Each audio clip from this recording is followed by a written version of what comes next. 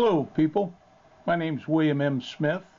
I'm from Cincinnati, Ohio, and about 9 years ago, about 2000, latter part of 2008, a Mr. Don Rue sent me a bunch of photographs of some artifacts that were found in a cave about 40 years ago by, he indicated himself, and a Dr. Jackson. This cave was located in New York. He asked my opinion on the artifacts. They were in picture form, each one separately, and they had a scale. He gave dimensions and the type of material that each artifact was made of. I spent quite some time and put the assembly of artifacts to the best I could together to determine what they were. In addition to the artifacts came a lot of other things that relates to the findings that all make sense. The location makes sense, and why it was there makes sense, and a lot of things. I won't say that this is going to be a professional, but what I'm going to do is show you the artifacts reproduction made exactly to scale as the pictures. I would love to show you the pictures, but Mr. Rue has asked me not to show any of his pictures, which I will honor. Again, I've reported this in a paper that we've put together, which I'm going to use it along with the actual artifacts and explain each function of the artifacts. When you see it all together, I think it'll hopefully make sense to not only the artifacts found in the New York cave, but also to some of the other items found around. We're going to start out by looking at a computer program, and it's basically titled the Loadstone Compass and the Mystery Stone. That obviously key gave it away. It's a Loadstone compass. There's none existing in the world to my knowledge. However, I did find a lodestone, and I'm going to use a little bit of a pointer here. Right here is Admiral Summers' 1606 lodestone that's in a little museum in Bermuda. Now there's a lot of lodestones that are just a rock that's magnetic, that'll always held on a string point to the north, similar to what the English lodestone is, because his is quite different.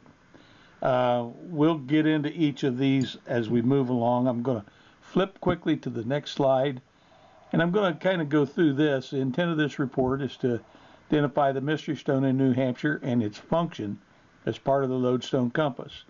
In addition to a complete replica of the Loadstone compass, we'll show how the builder used this compass at the Newport Tower in Rhode Island and placement of the Kensington Runestone boundary in Minnesota.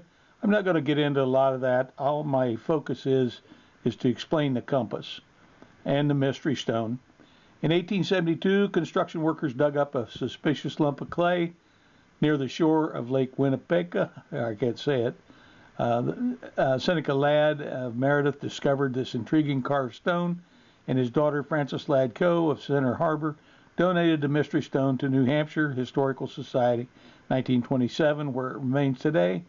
The Society does not know of any other reported findings of a stone like this until now. See its mate, the Summer Stones, on page 1. I showed you that.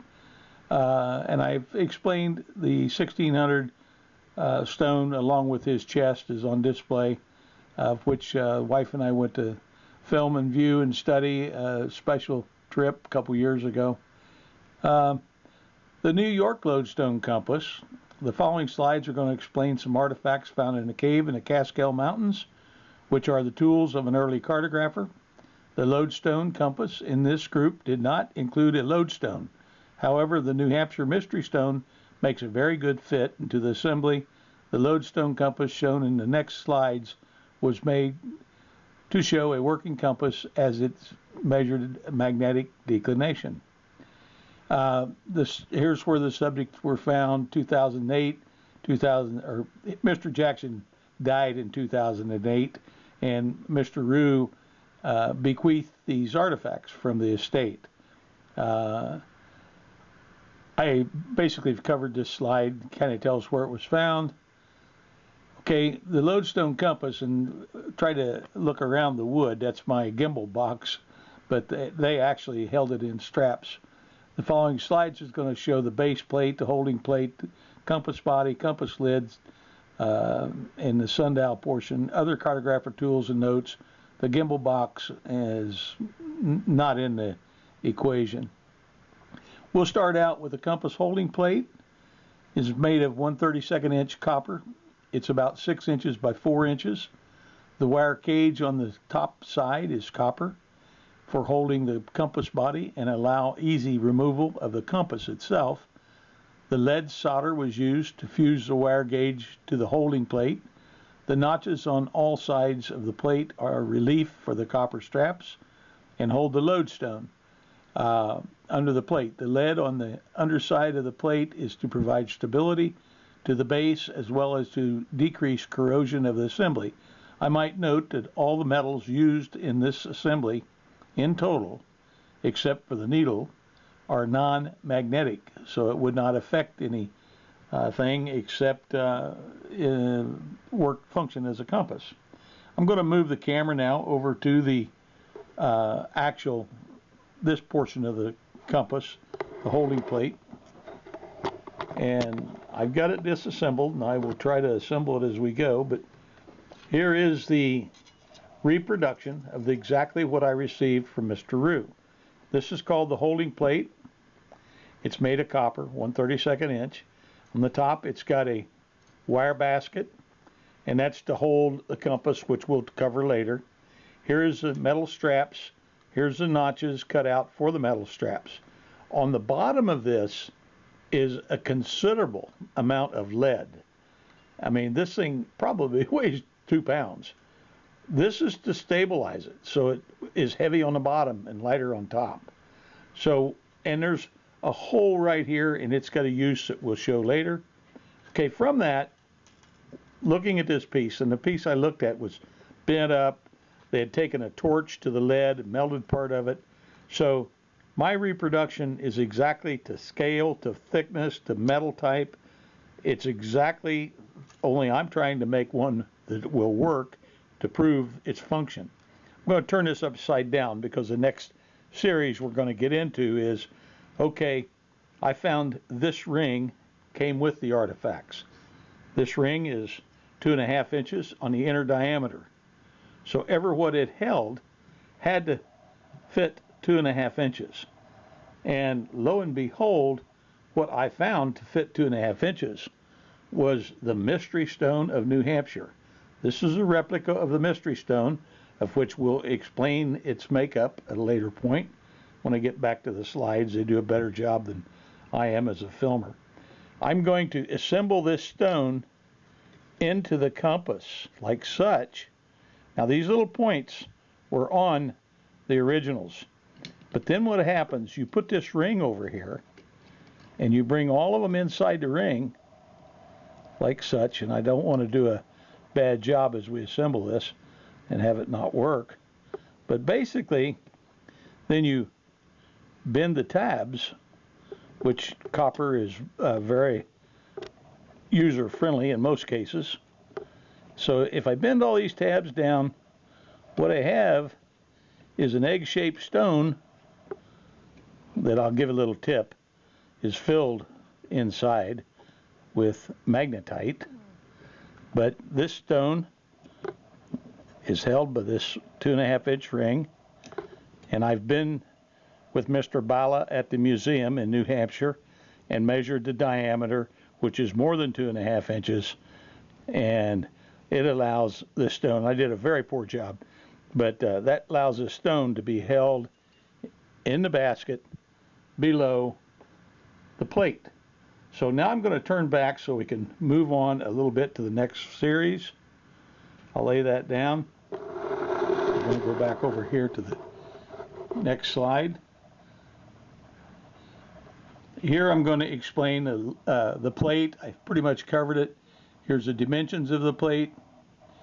Let's see, let's go through here. The hole in the compass plate is critical. And this rod that I'm holding in my hand is a brass rod.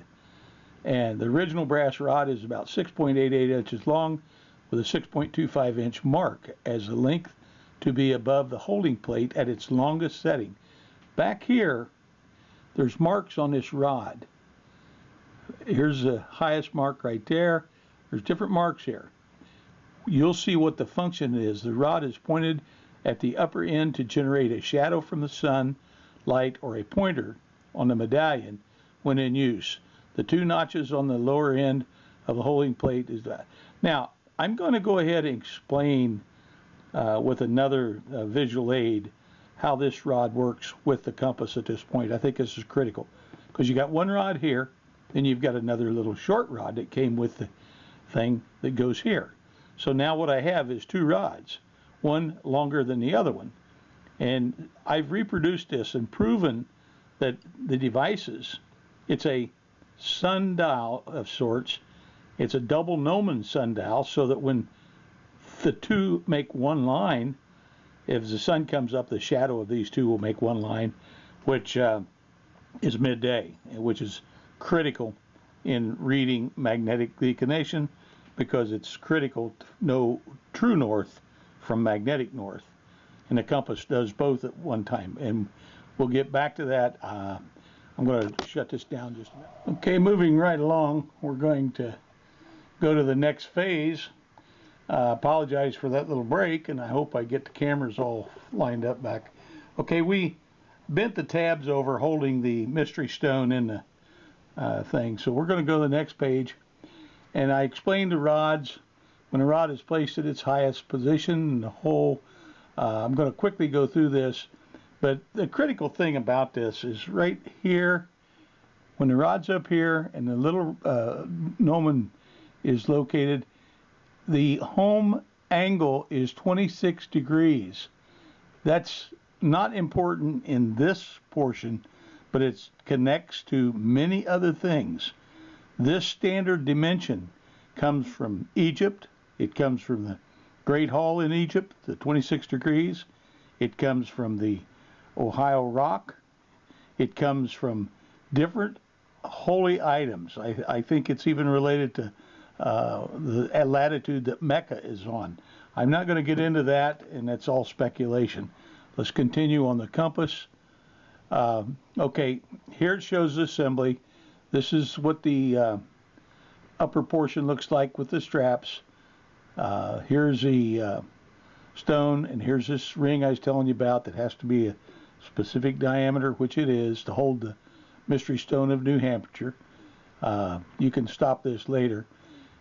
Here's a picture of the basket holding the stone, everything I just showed you. Here's the stone, but this end shows a hole in it, and that hole is two sizes. One, so that this rod can go in there, and the rod, with a metal rod of this diameter, would of the smallest diameter of the two holes, which is identified somewhere here, scrapes magnetite off as you drag it through the hole. That's why it's called a lodestone. This tells about the stone. It tells about what the geologist reported. The geologist indicated it looks like it would have taken a drill to make it. However, not true. I'm not going to go into all this stuff here, but this carving on the stone was carved after a trip. And that trip was where they lived in teepees and round houses. And the only place that happened in the United States was the Mandans in the Kensington area. And this is different symbols. This is what a lot of people call the hooked X, representing the north, true north and magnetic north. That's part of the navigations. Here it is again. Here's a lunar calendar symbol, and then there's a spiral, which doesn't show here. That represents a timekeeping of months. This one has 2.5 months. This is a face, and that face matches the profile, I think, of a Mandan. This is what they ate. It's got a deer leg, corn up here, obviously, and it's got fish, and it's got bird on this plate. So it tells what they lived, what they ate, how they navigated, and how they kept time, what they look like, And it's a lodestone. This is the cardinal directions on the bottom and the top of the stone, and that's the most important thing they had. Now the stone itself has got little white crystals. Even though it looks black, it's the little white sized crystals is from the fault line in France and Portugal. That size of crystal identifies where that rock came from. I want to recognize Mr. Bala, Director of Collections at the museum, for letting me share this information. Here's a gimbal box that I made to hold this thing after it's put together. And we're going to get on through here because I've still got to cover a lot of components. Some of the additional components, now we've got our basket, we got everything, but we got to have this piece right here. This is the compass itself. So I'm going to try to hold some of this stuff up. This 5 arcs, I'm going to try to, the 5 arcs on the medallion. Here's a medallion. I'm holding it up here. And if you can see, there's 5 arcs. These arcs are all different lengths. And the reason being, they represent the length of shadow on midday at 5 different times of the year. Now, this medallion has a lot of things on there. It has 3 different lettering. It has Roman numerals, which are, there's 5 of them, identifying 1 through 5. It has ancient symbols. I'm going to try to put it to where 1 is at the top. My copy is almost like it's exactly like the original. Let's see, 5, 3, 10, X1. I'll get there in a minute. I'm looking for the winter snow cone, which is right there. So we're looking at it like this. Here, basically, let's just say we're right here in December.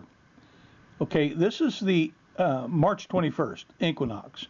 You go right on around, and then you see the this is the spring and this is the fall equinox, represented by when the sun is exactly the same latitude.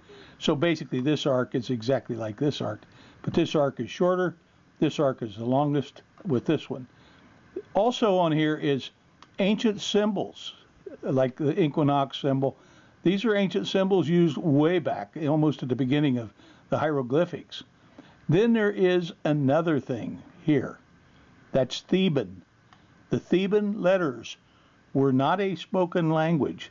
They were a coded letter system used by the Portuguese to keep military secrets away from their opponents. So this has 3 systems of lettering. Nothing on the backside that I could recall, but there is some other information. And before we cancel out my computer, I got to get it back on. Turn back on here. Excuse me for that. There's a little disc, and it's shown right here in the picture. And that little disc has a map on it.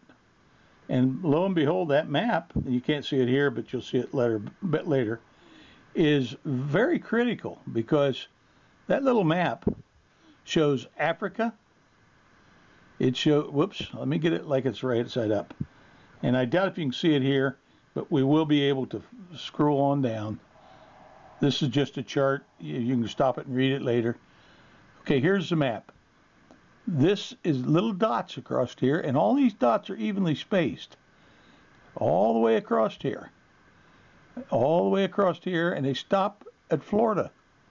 Lo and behold. Well, they stop pretty much. They go on up the East Coast. But when you flip it over to the other side, then you have a 5-legged octopus, and it goes from Florida on up to the coast, and it's got an X here. That's where it stopped, because that's where the Altamora symbol sunk.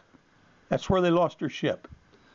And I know that because there's another little piece of copper in the artifacts, which I did not make a replica because it's not in the compass, but it records the longitude and latitude in Portuguese of that lost ship. Okay, I've covered those pieces. Okay, here we are back, I guess, filming, if you want to call it that.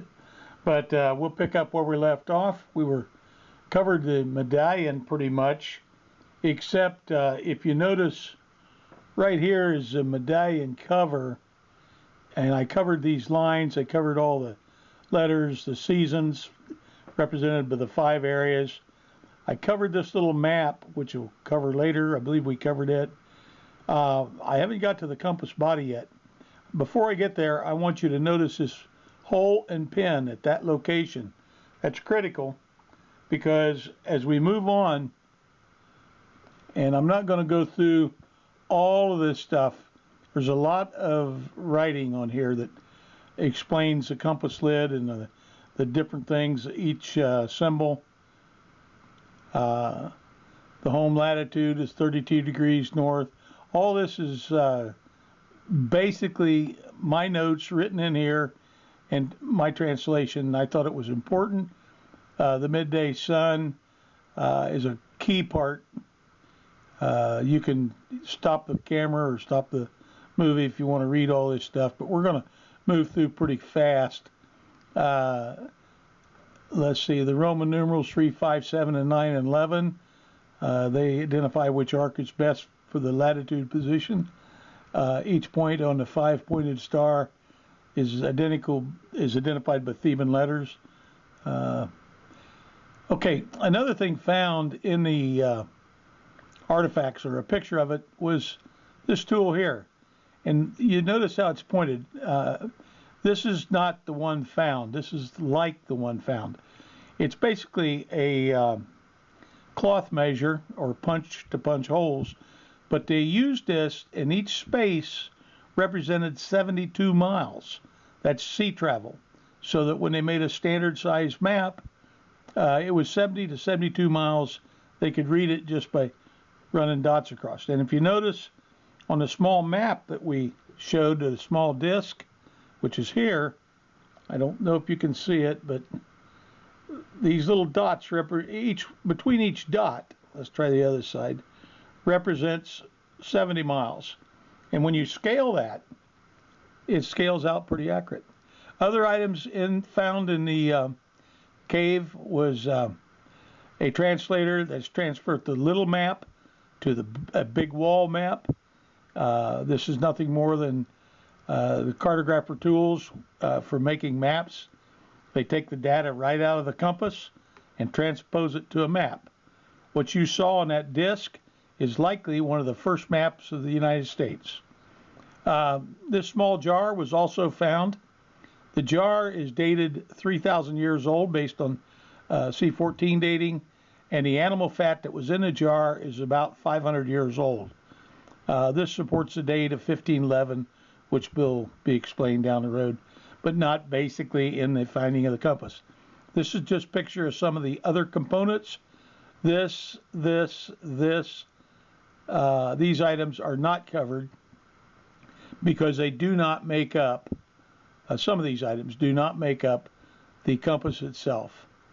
I guess what I'm going to do now is flip through some of these cartographer tools. This is a completed Loadstone compass.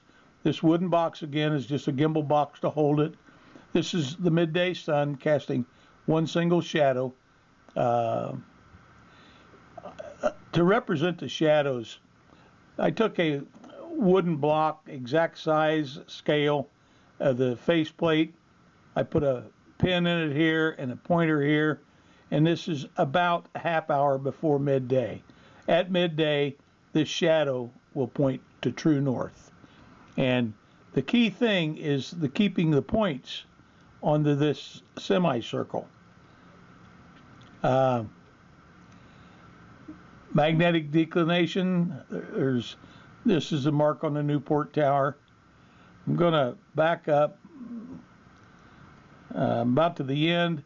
I'm going to turn over here and explain some of these items that I don't have a photo of. I'll go right here. Here's the compass body. And the compass body is, I'm going to turn it around here to show it. I'm going to move the camera. The compass body is basically, this is brass. You would think that this is all carved out with a lathe. It's actually not. It's flat sheets of brass all the way around the side, bolted, and then poured with lead. This is to make this very heavy, and it is very heavy. This diameter here, this is a small map. This small map was found, and it goes right there. Then this piece of metal here is the dial. It came in one straight strip, but it has 5 separate dials. I don't know if you can see it, but there's a scale on every inner leg, and except one leg, which is the overlap. And when you form and bend it to make the 5-pointed star, you place it inside this compass like such. This way, when you take the medallion, and if you recall, I said there was a small hole, and it's for this small pin. This pin goes in this hole, and this compass body has a hole here. You place that pin in the hole.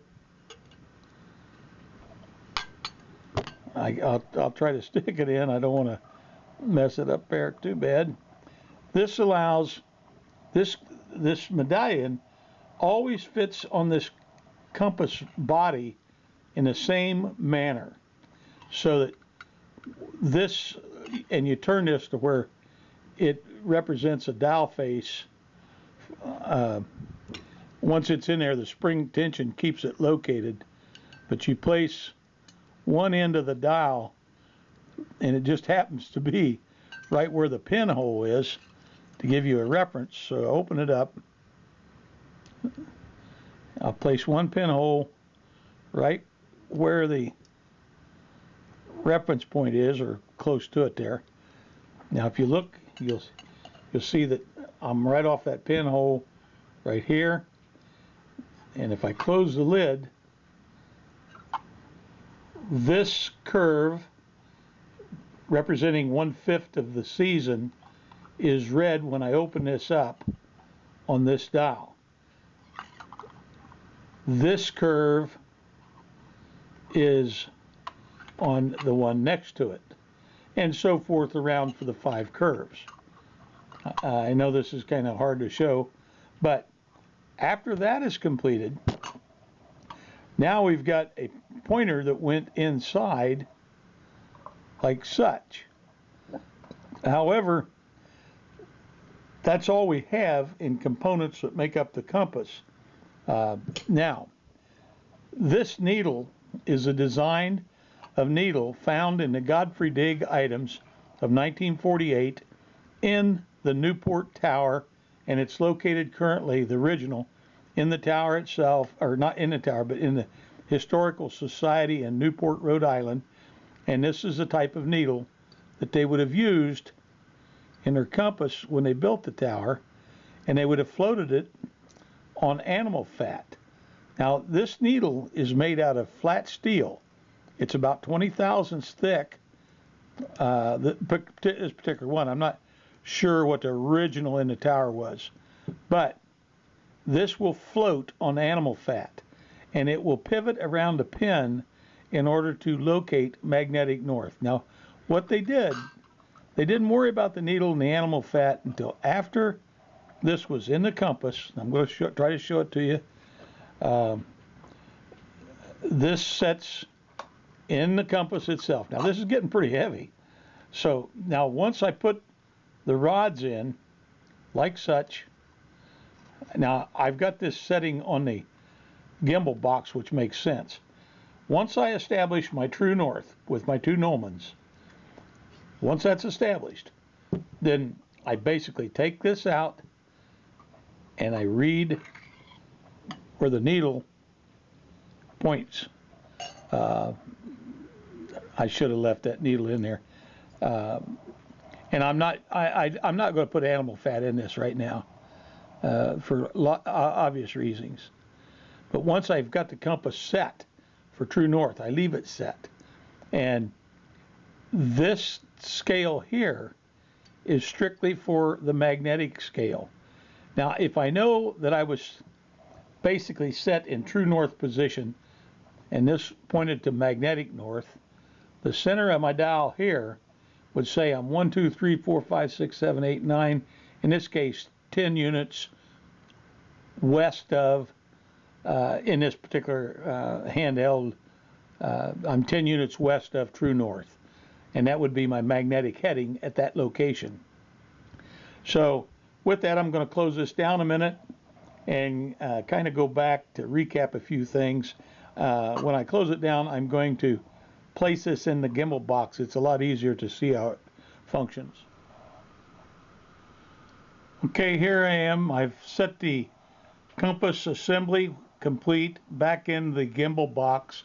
The gimbal box is my own creation. The actual compass in use would have been carried with leather straps wrapped around and just carried, and then hung so it would always maintain level position due to all the weight in the bottom. You can see the gimbal box is a later conversion. It allows three-dimensional movement.